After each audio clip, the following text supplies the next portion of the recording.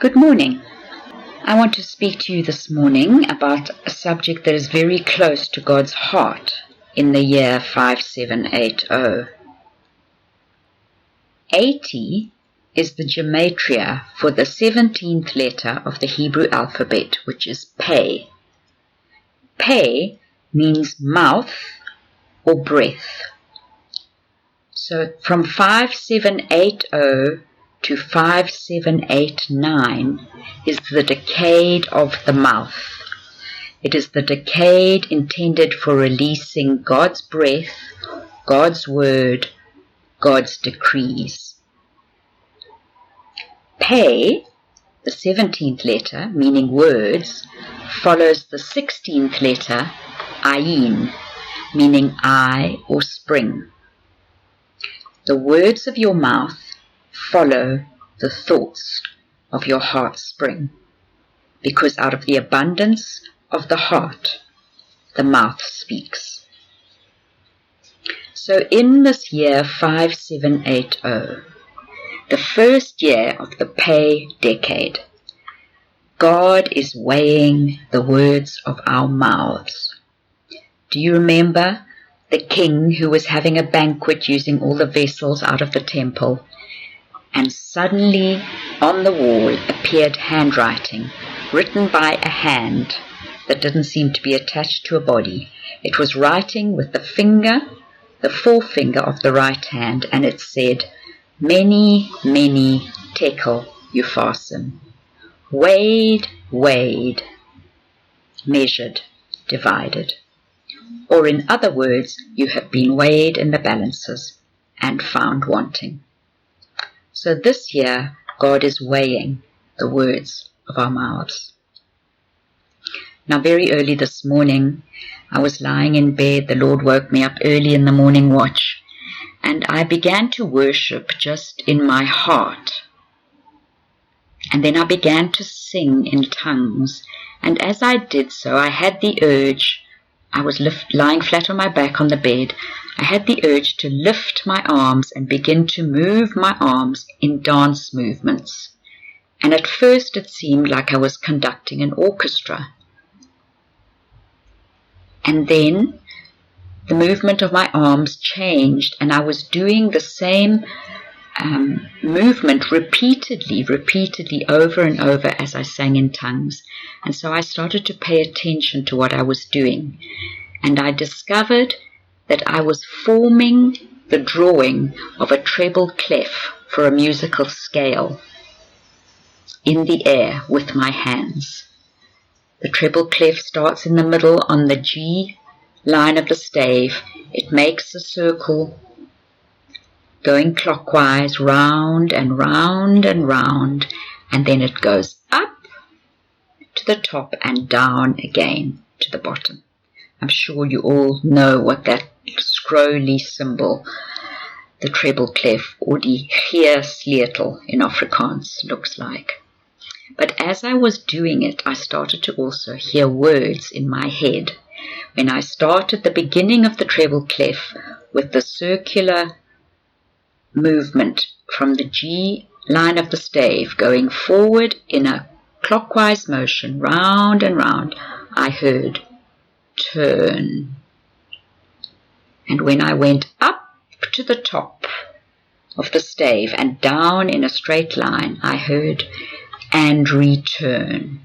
So I was hearing turn and return.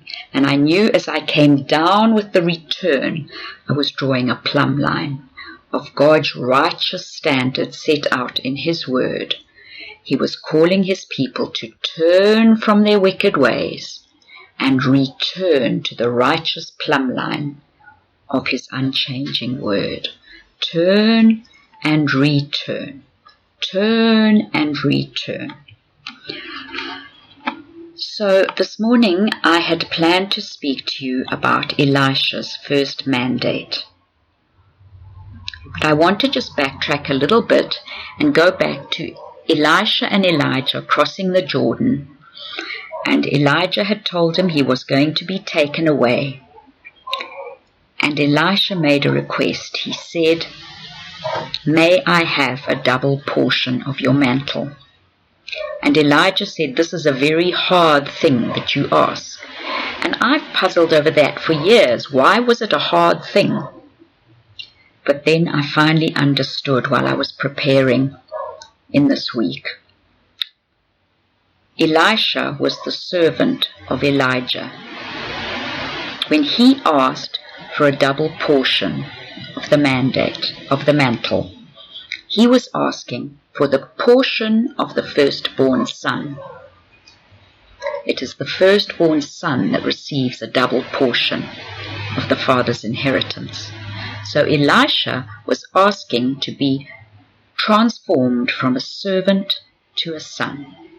He was asking for a complete change of genetic blueprint and inheritance. He was asking to be grafted in to Elijah's family tree as a firstborn son.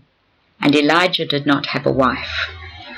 This is why what Elisha asked was a very hard thing, because Elijah did not know how a servant could become a son, because the word of God decrees that it is the sons who get the inheritance and the firstborn gets a double portion.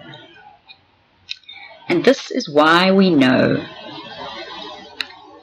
that the mantle we receive, the mantle the Elisha generation receives after the Elijah generation has done their work, does not come from the hand of the Elisha generation. Elijah generation. Elijah did not take off his mantle, put it over Elisha and said, I bestow upon you a double portion of my mantle. No, he was taken up with his mantle. And as he was taken, the mantle came down from the heavenly realm with a double portion of endowment of what the Elijah mantle had carried. It came down from the heavenly realm. The sons who are firstborn receive their inheritance from the right hand of their father upon their head, bestowing it upon them. The double portion mantle is released by the Father's right hand upon his sons with whom he is well pleased. You do not have to receive your mantle from the Elijah generation that has gone before you. That is not how it works. You do not receive your mantle and your release into this end-time ministry from the pulpit of man.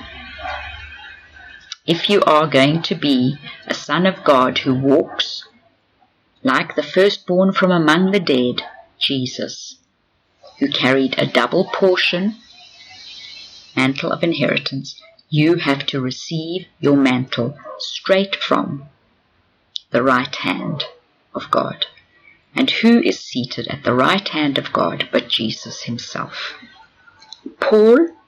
Saul, who became Paul, did not receive his commissioning or his mantle from the pulpit of man. He did not receive it from the disciples who were already serving God. He received it from God himself. Yes, God did send a faithful disciple, Ananias, to pray for Paul and get the scales to fall off his eyes so he could see again. But it was not Ananias who gave Paul his calling, his commissioning, and his apostolic mantle. It was God himself. And after he had had his eyes healed and he could see in the natural again, Paul withdrew to the wilderness where he was trained by the Holy Spirit and received his commissioning and the details of the blueprint for what God wanted him to do from God himself. No man released him into that ministry. No man commissioned him. No man released his own mantle over Paul. And Paul is a model of the end-time apostolic generation who runs with the mantles they receive from their Father God in heaven. This is why God said, call no man father, Because if you're going to call an earthly man and an earthly ministry your father, then you get stuck with the mantle that he is going to try and put upon you. But if you will acknowledge that you have no father in this world but God in heaven, then you will receive the double portion mantle of the sons of the right hand, the fullness of the inheritance that was stored up in heavenly places for you.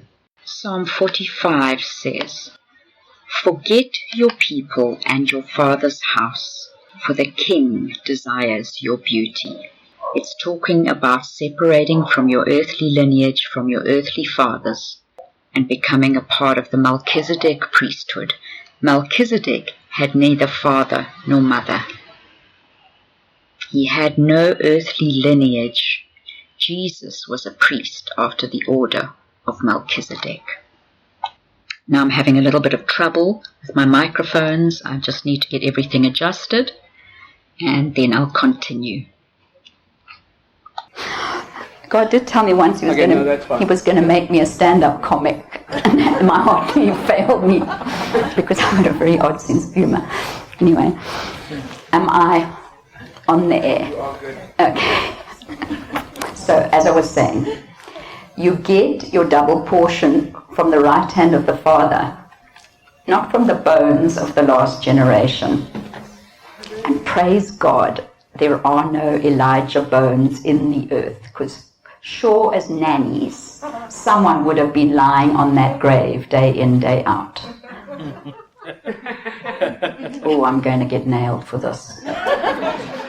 But it had to be said. It had to be said. Because sometimes we are so desperate for a portion of inheritance that we will do anything somebody tells us to get it.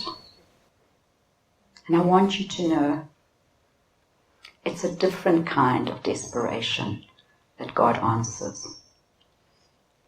It's a desperate hunger to be closer to the feet of Jesus.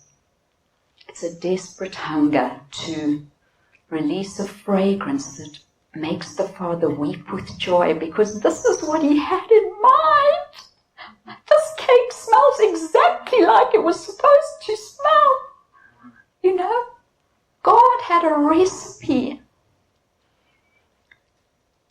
He's got a recipe for this fragrance.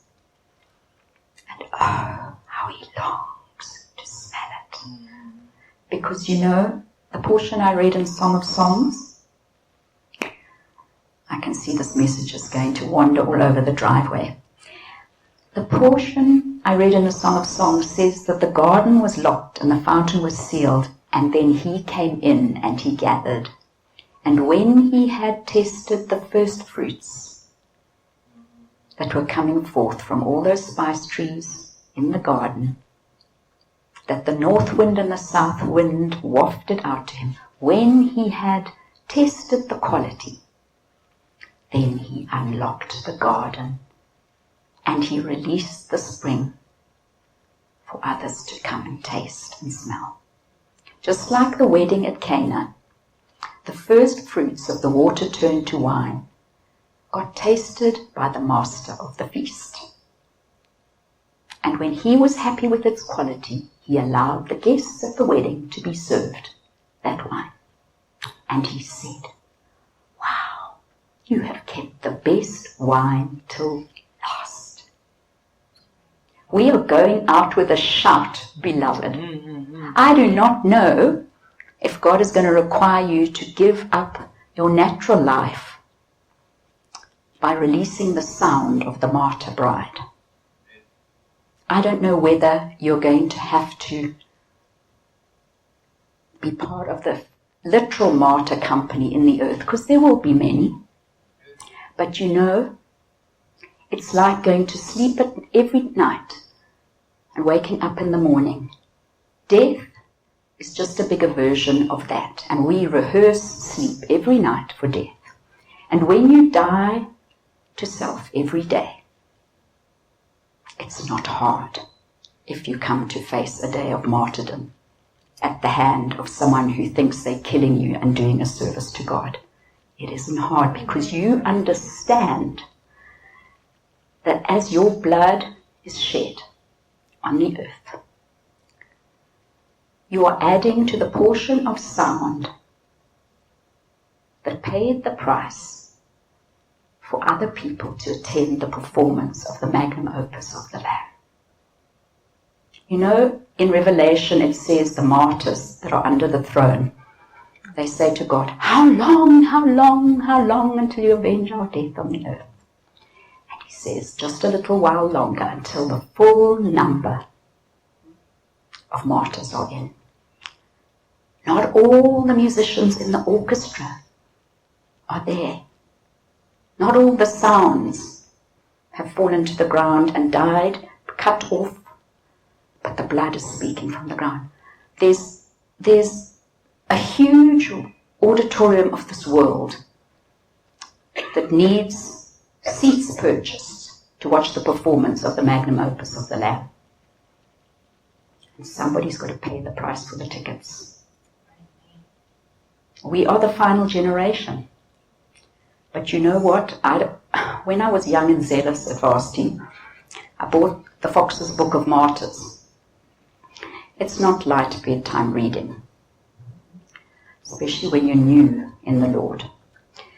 But it gives an accurate account of the many souls who gave their lives gladly as an offering for the Lamb that was slain. And they purchased with their blood the end-time harvest of souls. They paid the price for all the tickets, for the seats. Well, not all of them, because there's still a few. The full number hasn't come in. But as you know, in the earth, martyrdom is on the increase, and persecution of Christians is on the increase. And it's not here in the West yet, but it is coming. And that's not the voice of doom to strike fear in you. You who have died to self, you are dead, and your life is hidden with God in Christ. And whether you release your sound standing on your feet as you walk out day by day, or whether you release the last note of your sound as your head falls to the ground, severed from your body, it doesn't matter, because you are dead and your life is hidden with God in Christ. You have already been transferred from death to life. It's okay. At that moment, such incredible grace will be given you. There's nothing to fear. Do not fear, do not fear. I am with you. I am here. There is nothing can destroy you when your Father God is near. So let the peace of God enfold you. Know that in my hands I hold you. There is nothing can destroy you. I am near. Whatever your appointed path causes you to face, He is near. He is here. There's nothing to fear. Nothing. We are of the Jerusalem above. Our names are written in the Lamb's Book of Life. We are not citizens of an earthly country. Things will happen here too. When are you going to exchange your citizenship from a country on earth to the heavenly city? That's a private transaction between you and God, and it's part of tearing your mantle from top to bottom. So back to Elisha. He comes across the Jordan having successfully negotiated the getting of the double portion. And his first appointment is Jericho, that walled city. And the sons of the prophets who have done everything they can but got no results come and tell him something. Let's read it together. And the men of the city say to Elisha, behold, please.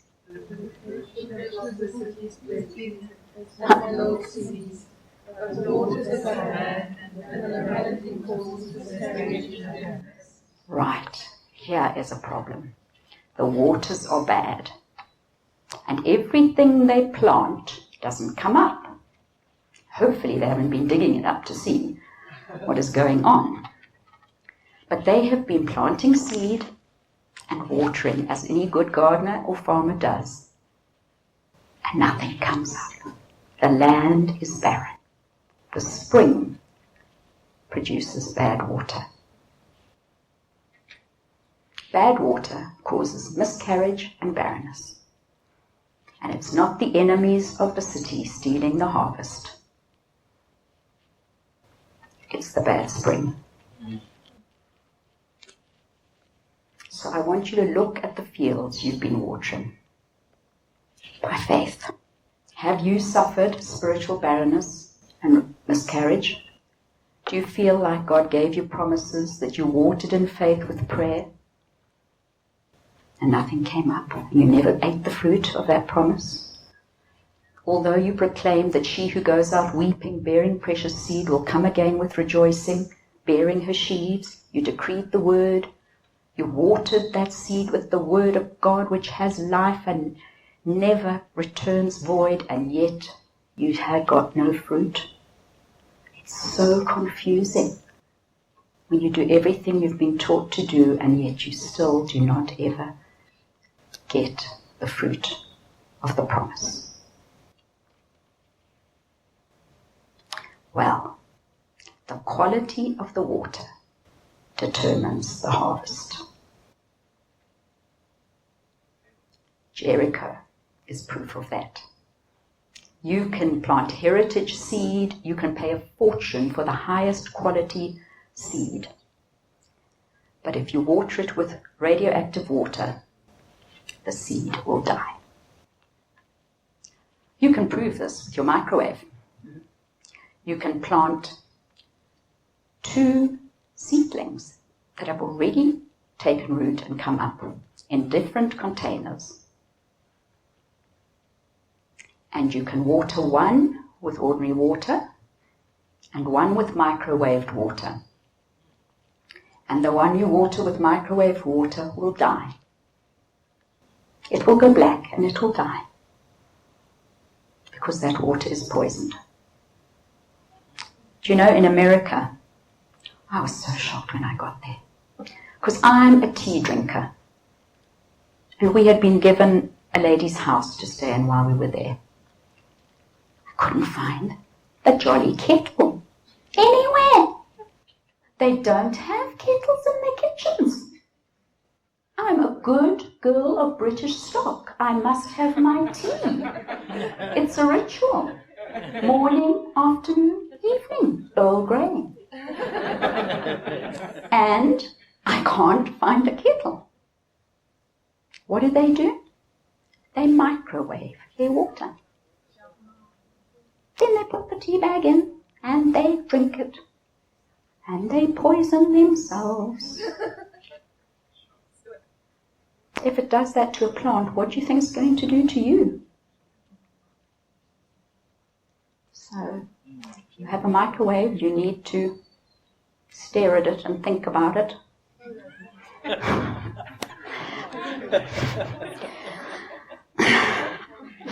I don't want to get emails from the microwave manufacturers as well. So, good seed is killed by bad water. Good seed is also killed by mixed water.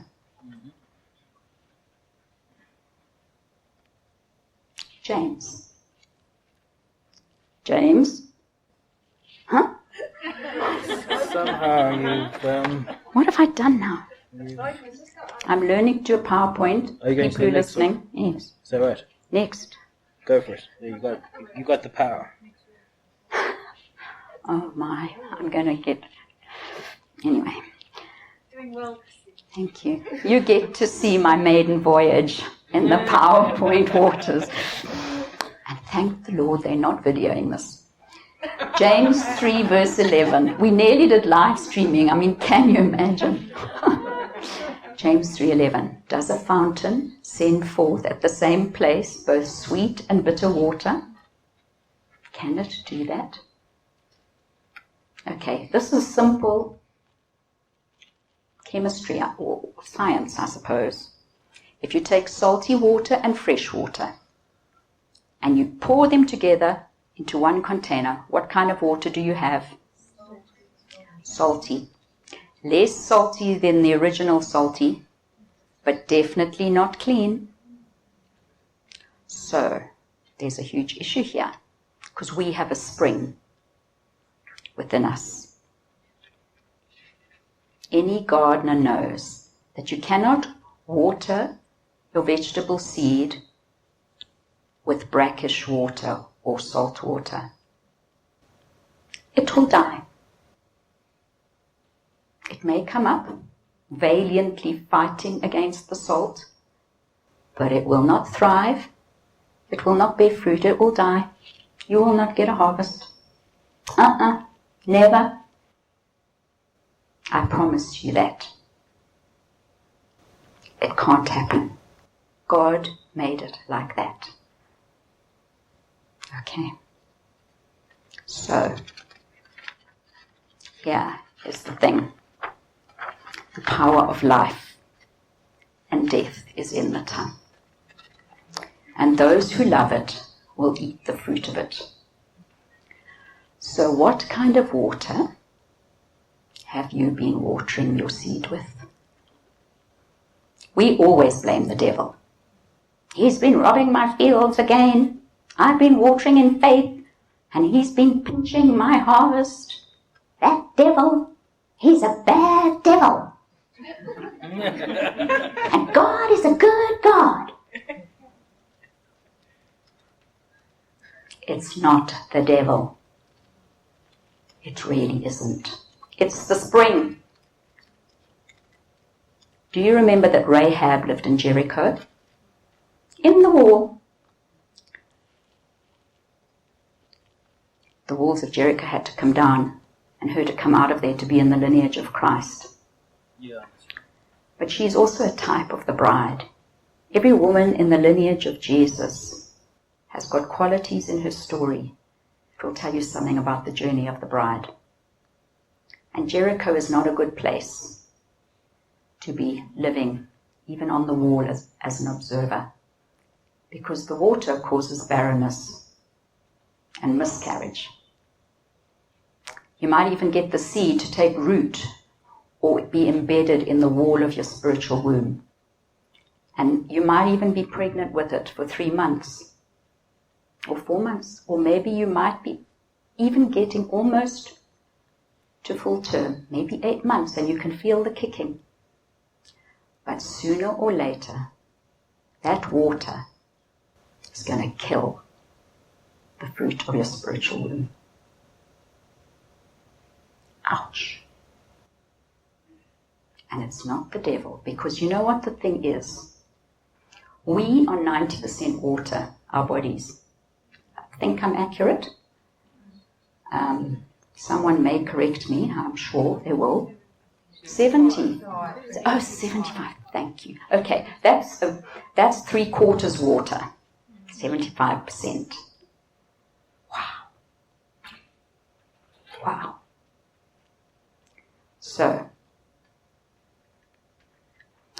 every sound that we release out of our mouths, the first place it touches is our very own lips and our very own vessel and the earth of our own fields. Before we speak about others or before we declare words of faith,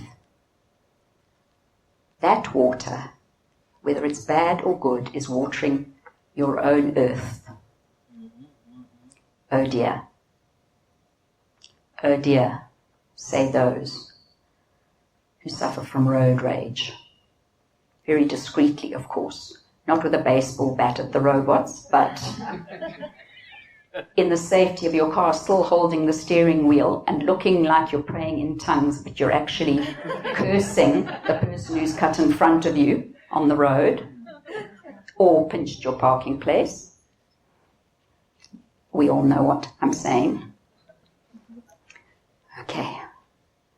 Those words come out of our hearts, out of the springs. How did they get in there? Well, because the water of the spring is not pure. Oh dear. The sons of the prophets don't know how to heal a spring. The sons of the prophets can't turn brackish water into clean, pure, life-giving water. They can't do it.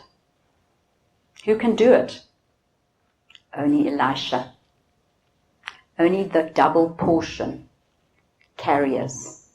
And that is why I'm here this morning addressing you on the issue of your tongue and the issue of the spring in your heart. Because when I came here, as I said, and got sidetracked, I suddenly got an incredibly sore throat, the razor blade kind. Now look, I'm the home remedy queen. Someone here might have thought they were, but I am her. I have the crown to prove it. My kids have told me I am the home remedy queen. And I know everything natural you can doctor yourself with if you're sick, and it will vanish overnight. Natural things that God made that are powerful, essential oils, all this kind of thing. I have studied it for years, and God has shown me some things. And even my concoctions, which I brought with me, wouldn't work. The minute I got to Bloemfontein, I had a razor blade throat. Well, of course, I got all the intercessors praying for me because the enemy was attacking my voice and I had to bring a sound and he was trying to silence it. And, oh, well, I can be a drama queen at times. However, I said, Lord, what am I going to do? Because I know I mustn't take drugs. Because God has been speaking to me about pharmakia. I'm not bringing condemnation on anyone who has to take medication. But it's because of the mantle he's given me to wear and the message he's given me to bring. And he said to me, well, what are you speaking about on Saturday morning? I said, well, Elisha and the spring. Oh. Out of the abundance of the heart, the mouth speaks. Where does it pass through? The throat. What did Elisha do, says God, and the Holy Spirit, the coach? He threw salt in it. Oh, gargle with salt. Gargle with salt, and not tap water, pure spring water. Okay, God, and throw some honey in, he said. So, I've learned his recipes work.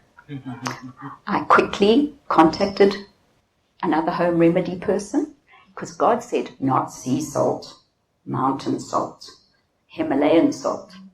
Yes, sir. So, I started gargling with salt and honey. 7 times, gargle 7 times, he said, yes. Swallow it. I did it faithfully. Like a chicken drinking. I'm so glad there's not a video. And I did it 7 times, and I still had a sore throat. Like, what is going on, Lord? I'm following your instructions. Just keep doing it, keep doing it. Then I remembered about the sound. I thought, he's not going to silence me. I started marching around my hotel room, bellowing forth praises in the loudest. The room next door was empty at that point. Thank you, Jesus. Loudly, I sang my heart out like you're going to do when you release your sound in the next worship session. I did it like a wild woman of worship. And the sound got louder and louder, and I was like, wow, you see, the enemy's not going to shut me up. And God's thinking, she'll get the picture. Just give her time. Just give her time. She's quick on the uptake. It won't take too long. So I did a journey of learning about the throat. And then the Lord said, just read further in your Saturday morning message. You see, because didn't I say to you yesterday, we have to become the message? That's right. Oh, yes. So having told me what the message was, which I gaily wrote down and PowerPointed, and before I came, I dealt with the spring of my heart and repented for words of death that I had spoken, be it at the robot, or be it watching the evening news, or whatever. I had dealt with all that. I did prepare my own heart spring. And I thought, no, Lord, I know. It's not that. He says, yes, I know. Keep reading. Okay. So, I only got the message of what is going on with my throat and the whole thing of the spring through the throat and the mouth this morning, when it was nearly time to give you the message. And now I can see the picture. I'm so glad. Because what the Lord showed me was that Bloemfontein, the flowering fountain, is a portal or a mouth for a spring. Okay. It is the seat of the judiciary in the nation. Here, in this illustrious city, judgments are made. Laws are passed that affect the entire country. The entire country. Now that's the battery of my... Oh, okay, the PowerPoint's over. You can download the PDF later. I feel completely liberated. Thank you, Jesus. The nail varnish bottle can be tossed in the rose bush. On we go. Right. I'm so happy.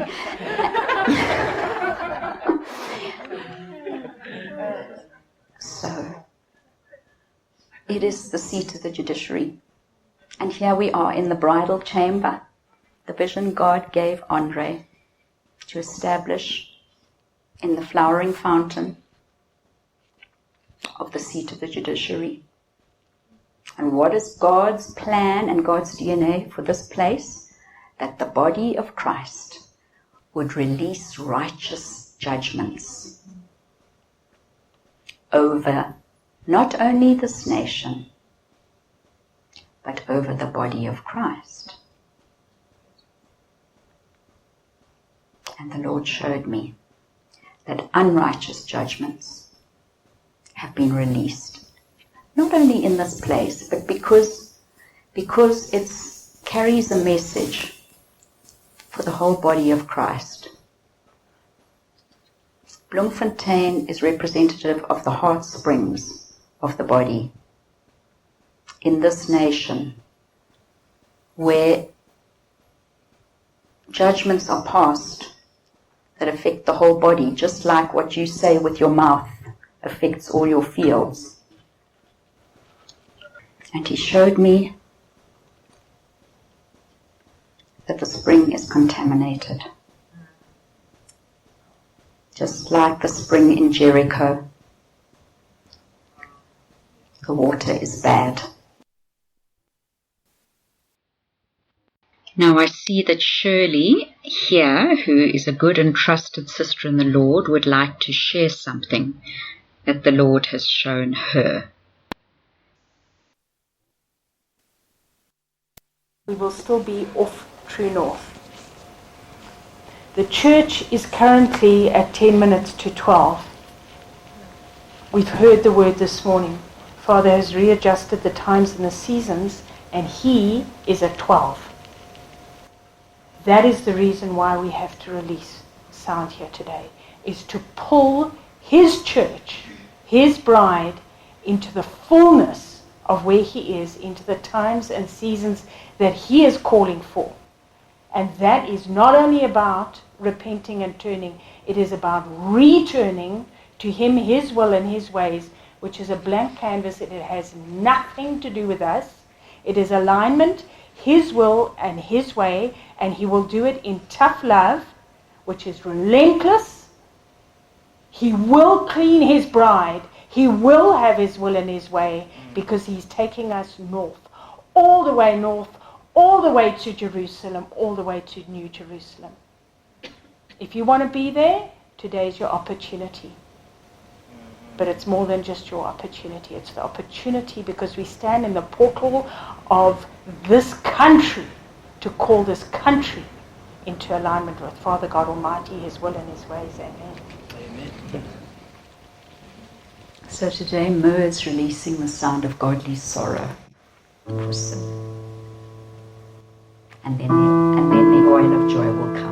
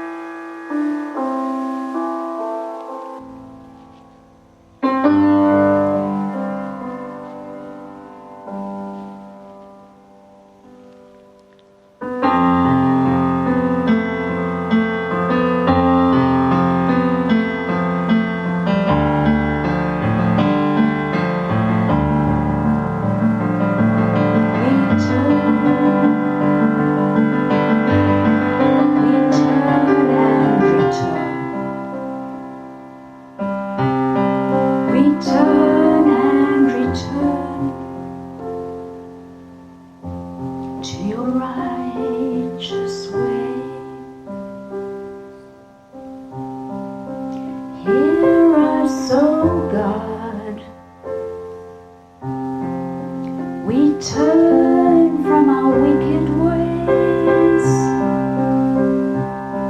Here is, oh God, we turn and return.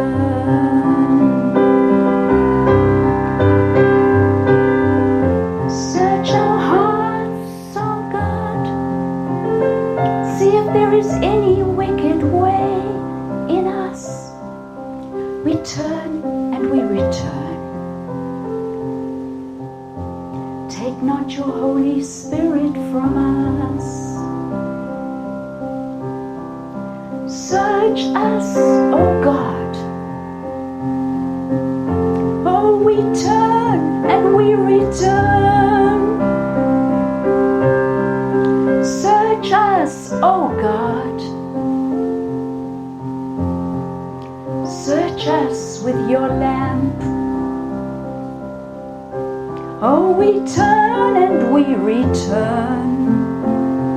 Oh, we return from our wicked ways. We separate the precious from the vile. Make us as your mouth, turn from our wicked thoughts, O God. Wipe out the harvest of their sound. Forgive us, O God. Hear the sound of the blood. We turn and we return. Cleanse us of our wicked ways. Oh, we turn and we return. Oh, we return, we're returning to you, Lord. We're turning to you. We turn and we return to what is written. We return to your manuscript. We return to your ways. We return to your holiness. O Ancient of Days, we return to your manuscript. We return to your ways. We return to the beginning, to that very first day. And we say, let there be light. Oh, let there be light. Release the sound of your light in the depths of our souls. Let there be light. Let there be truth deep in our inner man. Let there be truth. We turn away from the darkness. We separate from that place. We are sons of the light. Oh, we are sons of the day. We repent of our wickedness, and we turn and return. Separate the light from the darkness, God. We are the sons of the day. We are the sons of the light. We are the bearers of righteousness. We are your holy bride, carrying out your orders. We are bearers of the light. We are the lady with the lamp.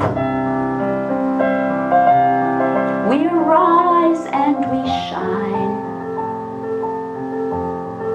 in the darkness that comes. Send out your spirit, your sevenfold light. Send out your spirit and your sevenfold light.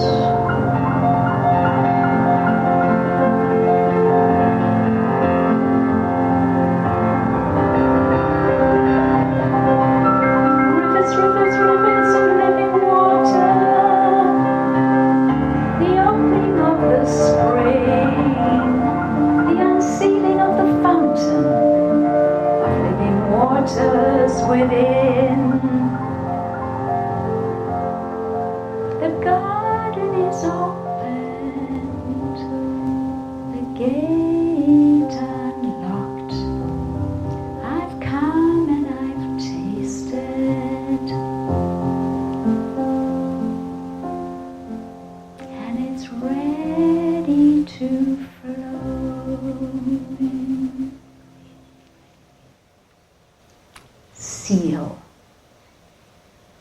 this transaction. Let it be recorded by your heavenly scribes. May it be stamped with your seal, Aleph Tav,